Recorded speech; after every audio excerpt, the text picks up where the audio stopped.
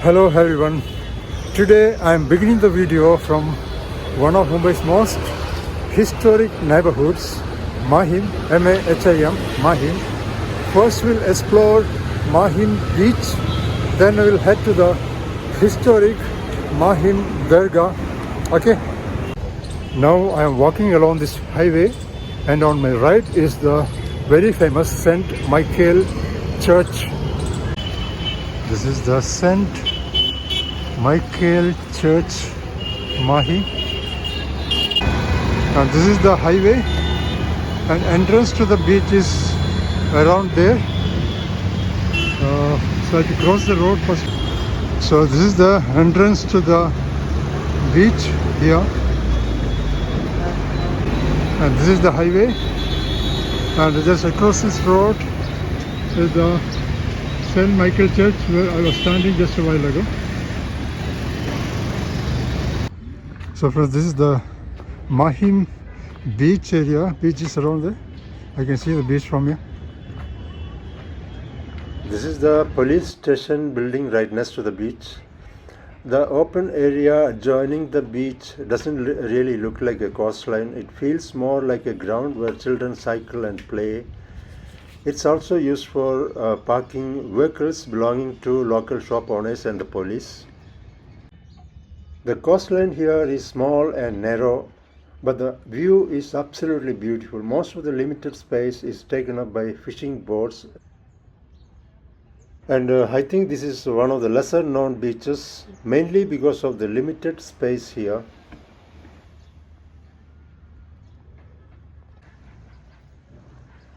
These boats here belong to local fishermen, and you can see their children playing around. Other than that, I don't see a single visitor here. But the view from here is very beautiful, with fishing boats gently floating on the water, the city skyline rising in the distance, and the iconic Worli Bandra ceiling completing the scene.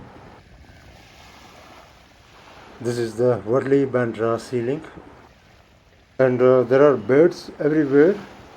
Pigeons and seagulls seem to be ruling the place. I don't spot any eagles right now, though they are usually a common sight along beaches. And the coastline is very clean, probably because there are not many visitors here due to the lack of space. And there is a group of seagulls on this side. They don't seem to like mingling with the pigeons out there. Seagulls are so beautiful and gentle. And out there you can see an old structure, that is Mahim Fort. We are going there next. The cool breeze, the gentle sound of waves, the fishing boats, and the distant city skyline all come together to create a scene that feels both enchanting and deeply calming. And this lighthouse here is one of the attractions. It faces the fort. These guys seem to be regular visitors from the nearby areas, and they are quite familiar with everything around here. The fort is currently closed for some restoration work. The area around this fort is clean and fairly well maintained. The soft white sand, the cobble pathway lined with street lights, and the simple seating arrangements along the promenade make it a perfect spot, especially during sunset. Standing here in front of this fort, you might not immediately realize how old this place is. It looks quiet, almost forgotten, with its weathered stone walls facing the sea, but the small structure has been watching over Mahim Bay for centuries. Mahim Fort was originally built by the Portuguese in the 17th century. Back then, Mumbai was not the busy, overcrowded city we know today. It was a group of islands, and control of the coastline meant power. The fort was constructed as a defensive outpost to guard the bay and keep an eye on enemy ships. Now I've ended this line next to the highway, and I'm heading toward the historic Mahim Dargah. Yes, our next stop is Mahim Dargah, the very historic Mahim Dargah. And since today marks the holy month of Ramadan, I thought this would be the right time to visit this holy shrine. Mahim Dargah is located in one of the oldest parts of the city, surrounded by very old buildings. At first it can be a bit tricky for a new visitor to find, but because it's such a well-known shrine visited by people of all faiths, even a child in this area can guide you to it. Since today, the 19th of February, marks the beginning of Ramadan, most of the food stalls open after 6 p.m. for iftar when people break their fast. Even so, you'll still find plenty of eateries around, along with vendors selling various offering items. And here, people are performing a kind of ablution before prayers, washing their faces, hands, and feet as a mandatory act of purification. You can see a beautiful pool of water with small fish swimming in it and people performing their rituals nearby.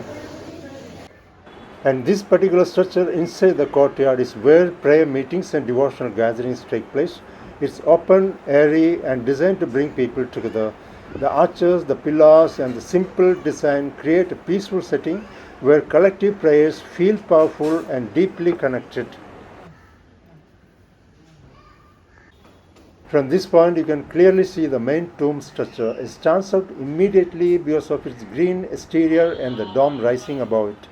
The color itself draws your attention, especially against the surrounding buildings and the open sky. Right now, you can hear the chanting of prayers in the background.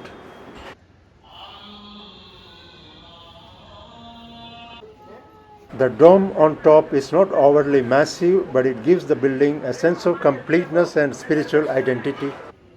The structure follows traditional Islamic architectural elements. You'll notice arched openings, balanced proportions, and decorative detailing around the windows and edges. What makes this structure special is not just its design, but what it represents. Inside rests the tomb of Asrad Makhdoom Ali Mahimi, and that gives the building its emotional weight. Devotees gather around it with prayers, offerings, and quiet reflection. This is one of the shrines here where people from different faiths come together to offer their prayers. Muslims, Hindu, Christians, Parsis all visit this shrine. Now it's time to explore the residential lanes of Mahim. Like many other suburbs, the streets here are lined with trees on both sides, with residential buildings standing close together. The lanes are busy with cabs and motorbikes, but interestingly, auto rickshaws are not found here because Mahim is part of South Mumbai. And the queen of Mumbai suburbs, Bandra, is not far from here. It's very close to Mahim. What is interesting is that even though Mahim doesn't feel as glamorous or expensive as its neighbor Bandra, it still has its own all-world charm and a strong sense of community. Mahim has a quieter character compared to Bandra's flashy cafes and high-end boutiques. The roads feel lived in rather than polished. Old residential buildings stand beside newer constructions and trees arch gently over the streets. I've reached Mahim railway station. I'm taking a train from here to our next port. I'll tell you more once I get there. So this is the Mahim railway station. So let's go.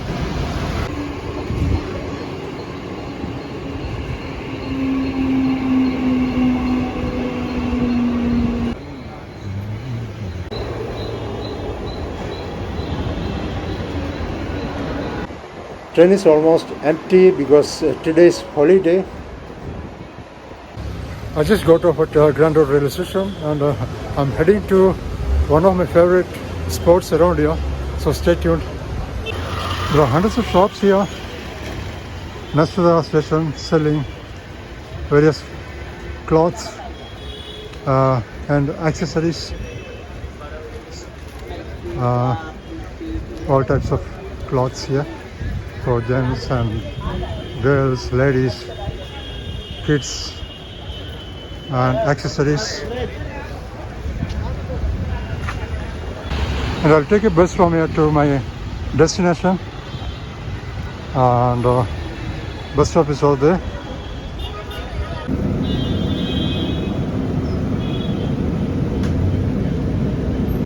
And now finally made to my destination. Emerson's Garden in Breach Candy. This is Emerson's Garden. I'm entering Emerson's Garden in Breach Candy. So Emerson's Park or Emerson's Garden. Beautiful garden in Breach Candy. I'm at Emerson's Garden, Breach Candy. And honestly, this place feels like a quiet pause in the middle of South Mumbai's rush. Right beside the Arabian Sea, the garden has neat walking paths, palm trees, open lawns, and benches facing the water. You can feel the sea breeze almost instantly here. Locals come here for morning walks, evening jogs, or simply to sit and watch the sunset. It's clean, calm, and surprisingly peaceful for such a busy area. If you are looking for a relaxed seaside vibe without chaos, this is a lovely little escape. If you have been to Priyadarshini Park, you might wonder whether Emerson's Garden feels the same. In some ways, yes. Both are right by the sea, both give you the refreshing Arabian Sea breeze, and both are perfect for evening sunsets. But the vibe is slightly different. Priyadarshini Park is much larger with proper jogging track and wide open spaces where people come to run, exercise and spend longer hours. Emerson's Garden feels smaller and more intimate. It's more about sitting on a bench, slowing down and just watching the waves. That's all. These are the sitting arrangements here for people to come sit and relax. And the coastal road promenade is over there. Let's go and explore that side, coastal road promenade. Breach Candy is one of the beautiful and poshest areas in South Mumbai, similar to Nepinsi Road, Pedder Road, and various other places. It's a very beautiful place, and of course, one of the most poshest areas in South Mumbai.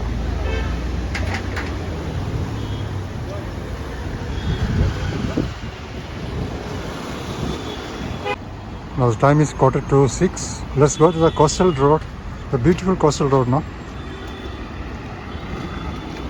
This is the recently started coastal road.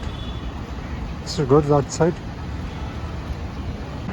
And this is Emerson's Garden, the spot we were at just a while ago, overlooking the coastal road. I'm at the coastal road promenade now, and one of the main attractions here is this dedicated cycling track that runs alongside the promenade. It's clearly marked and thoughtfully separated from the walking and jogging lanes, which makes the entire space feel organized and safe. Cyclists don't have to weave through the pedestrians, and walkers can move at their own pace without constantly looking over their shoulders. The sun is about to set in a few minutes. And what makes this cycling track special is the setting. You are not just riding on any city road. You are cycling with the Arabian Sea on one side and the skyline on the other. And what makes the scene even more striking is the view of the setting sun right behind the arched coastal bridge. As the sun lowers, it aligns almost perfectly with the sweeping curve of the bridge. It is a kind of view that makes people stop mid-conversation, pull out their phones and simply watch. The combination of engineering and nature coming together here.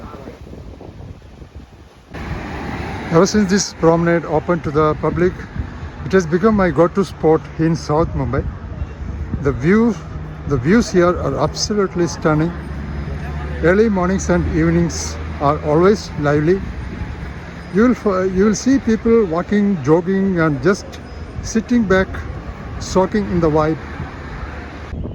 Now I am standing at one end of this promenade, right near Priyadarshini Park. Yes, this is very close to the park, Priyadarshini Park.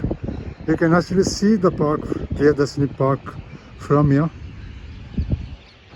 So that is Priyadashini Park, the famous Priyadashini Park. Yes, the view from here is absolutely stunning.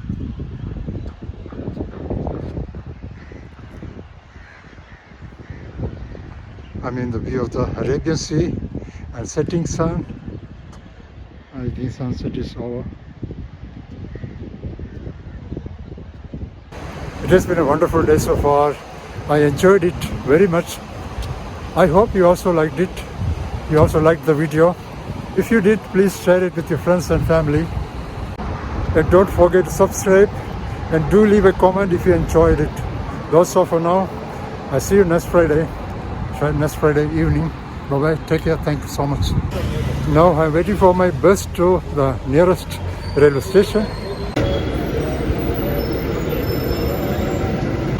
I got off the bus at Baikula station, Baikula rail station, which is the closest station to Beach Candy area on the Central Railway, not Western Railway. And I usually travel by bus because it's the cheapest way to get around the city, and it works well for me. The buses are getting more comfortable now with air conditioning and better seating. So no problem at all.